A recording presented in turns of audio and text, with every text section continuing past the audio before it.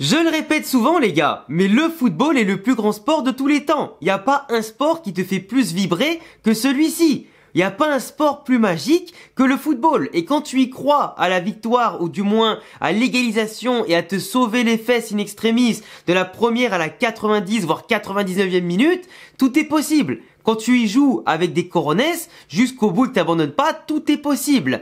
Et aujourd'hui, le football a été aussi magique pour certains que cruel pour d'autres. Et c'est avant tout ça la définition du sport et de la compétition. Ce soir, on a eu droit, les amis, et d'ailleurs bonsoir à tous, à deux matchs. Alors d'un côté, Espagne-Albanie et de l'autre, Croatie-Italie, pour terminer une bonne fois pour toutes ce fameux groupe de la mort dans lequel l'Espagne sort victorieuse, 3 matchs, 3 victoires, avec en tout cas une force collective impressionnante, même si ce soir, c'était pas la meilleure Espagne par rapport à ce qu'on a vu contre l'Italie surtout et aussi la Croatie, mais une Espagne qui s'est imposée sur la plus petite des marges. Caviar de Dani Olmo, magnifique but, frappe croisée en tout cas au second poteau, tranquille, plat du pied de Ferran Torres. Mais tu vois, à part ça, il n'y a pas eu vraiment d'emballement, il n'y a pas eu un effort collectif incroyable, les joueurs, mais c'était les remplaçants, ils ont tous pris du rythme en tout cas pour participer un peu à l'Euro, ils ont pris du temps de jeu pour certains, il n'y a que Aymeric Laporte qui répétait en tout cas dans le 11 de départ, sans tous les autres avaient soit été en tout cas en tant que remplaçants des joueurs qui sont rentrés en jeu, soit simplement qui n'avaient pas encore joué, et globalement, ça a été une Espagne à petit rythme, ça n'a pas été une Espagne inspirée, ça a été une Espagne quand même solide, mais qui a concédé quand même quelques coups de pied arrêtés, quelques occasions, qui avait laissé par moment le ballon à l'Albanie sur certaines phases de jeu, qui arrivait quand même à se procurer de belles choses. Mais tu vois, l'Albanie n'a pas démérité. Ils auraient pu faire un match nul ce soir, peut-être avec un peu plus de talent individuel, pourquoi pas faire plus de différence, mais c'est vrai que l'Albanie, tu vois, j'avais dit de base qu'ils allaient au moins emmerder un des 3 gros, en tout cas du groupe de la mort, cette année. Et globalement, à part un match nul 2-2 contre la Croatie, qu'ils auraient pu légitimement gagner en tout cas, pour pourquoi pas tenter leur chance pour les 4 meilleurs troisièmes qui se qualifient en 8e. Mais tu vois, ils ont pas démérité, ils ont été très bons contre l'Italie, très bons contre la Croatie, moins contre l'Espagne forcément, qui a plus maîtrisé le jeu, mais ils ont fait en tout cas ce qu'il fallait pour jouer crânement leur chance, et pour moi ils ont pas démérité, ils ont pas été mauvais l'Albanie, et en tout cas l'Espagne aujourd'hui sans être flamboyante c'est quand même imposé. Et tu vois l'Albanie, j'ai quand même envie de les féliciter, parce que même s'ils finissent bon dernier avec un seul point du groupe de la mort, ils ont fait ce qu'ils pouvaient, et globalement ils l'ont quand même plutôt bien fait, et je pense qu'il y a d'autres équipes qui auraient été moins intéressantes qu'eux à leur place, tu vois. Donc franchement bravo, et l'Espagne qui va en 8e de finale maintenant, à voir quel meilleur troisième ils vont se taper pour les 8e avant pourquoi pas de retrouver l'Allemagne en quart de finale, même s'il faut y aller étape par étape et pas vendre la peau de l'ours avant de le tuer. Mais c'est vrai que l'Espagne là va s'engager dans une moitié de tableau assez ouverte au début, mais qui va très vite se resserrer au niveau de la compétitivité. Un possible match Espagne-Portugal en demi-finale et après avoir Kiara en finale, mais avant de penser à ça, faut déjà taper les 8e et pas sous-estimer les adversaires. Attention. Mais bref, à part l'Espagne, parce que j'ai pas parlé individuellement de chaque joueur, ils ont été plus ou moins intéressants, même les remplaçants après derrière ont fait ce qu'ils pouvaient, mais c'était pas non plus un match de fou, tu vois. À part Dani Olmo, qui comme d'habitude est toujours un joueur hyper talentueux, qui mériterait d'être titulaire carrément, tu vois, et de jouer beaucoup plus, et dans un meilleur club que Leipzig aussi. Mais tu vois, après les autres, ils ont fait leur taf, ça a pas été transcendant, donc qu'est-ce que tu veux que je dise de plus? Mais le match le plus intéressant ce soir, c'était quand même Italie-Croatie. 1-1. Avec un but à la 90e minute, de comment il s'appelle, Zaccagni. Voilà, j'avais pas retenu son prénom. Zaccagni, à la 98e minute.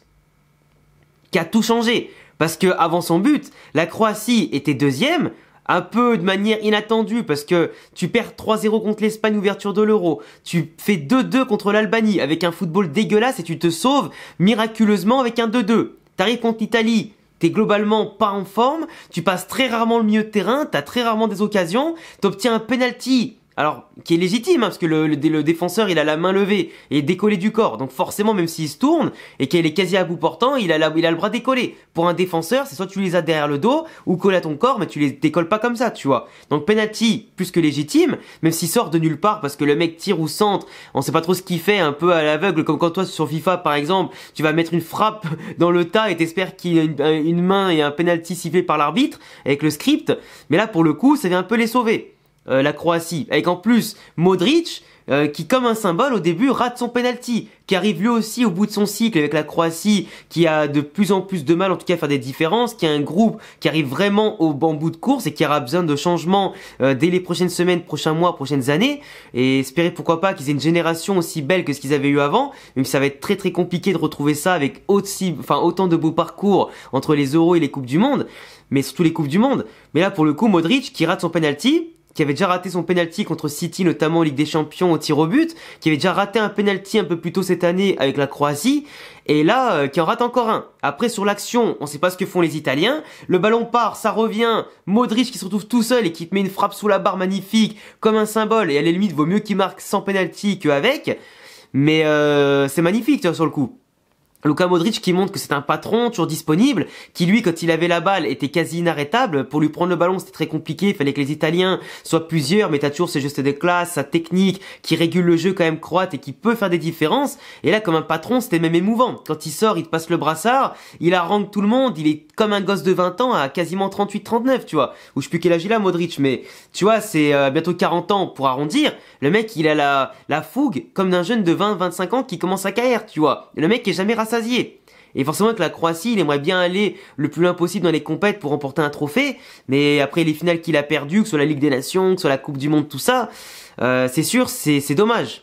C'est un grand joueur, mais qui en sélection n'aura pas eu le succès qu'il aurait pu mériter, tu vois. Avec tout ce qu'il a fait pour la sélection, ça n'aura pas de récompense. Mais en tout cas, voilà, c'est comme ça. Mais globalement, il marque son but, il les qualifie quasiment, et l'Italie était quand même en ballottage extrêmement, pas forcément défavorable, parce que eux, dans les meilleurs troisièmes, ils avaient plus de chances que la Croatie derrière. Parce qu'après, l'égalisation italienne, à la dernière minute, quand tu vois Modric en plus qui mange son maillot sur le banc et qui tient plus en place, qui attend que l'arbitre siffle, et qu'il reste un seul ballon à jouer, ouais, c'est cruel, parce qu'en plus la frappe elle est magnifique, elle est ultra limpide, et derrière la Croatie qui s'écroule, qui a que 2 points.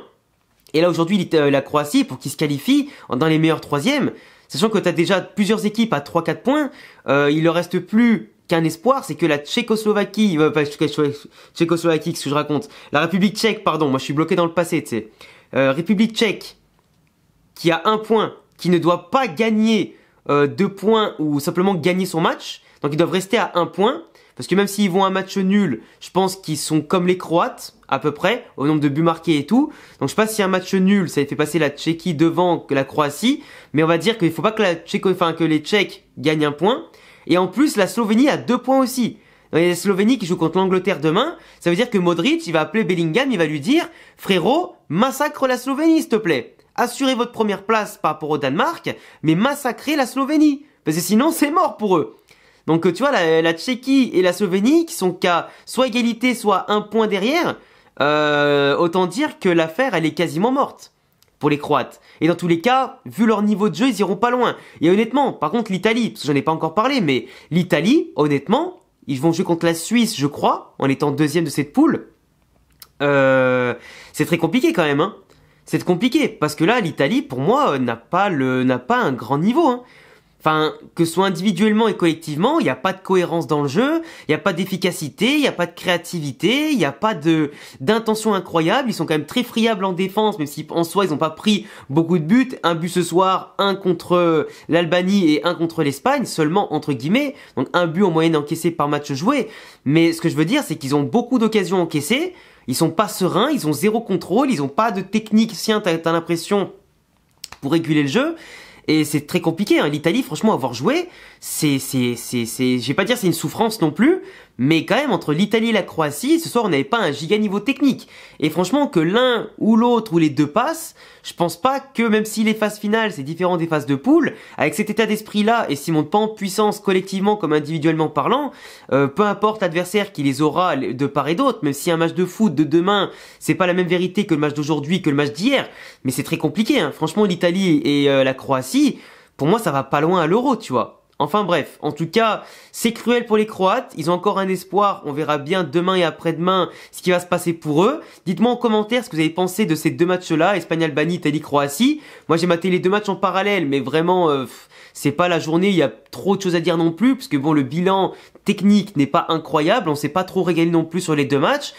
Et puis les occasions qu'elle est pas au bout de leurs intentions, les ballons bêtement perdus, les passes ratées, les machins. Et ok, il y a eu de la tension et le moment il est magique, mais honnêtement le match c'était pas incroyable, tu vois. Enfin bref, je vous laisserai me dire en commentaire ce que vous en pensez. Abonnez-vous, cochez la cloche pour manquer les prochaines vidéos des prochaines journées, surtout des 8e de finale qui arrivent bientôt pour l'Euro 2024. Et puis il y a mes réseaux en description et à bientôt les gars pour d'autres vidéos. Ciao.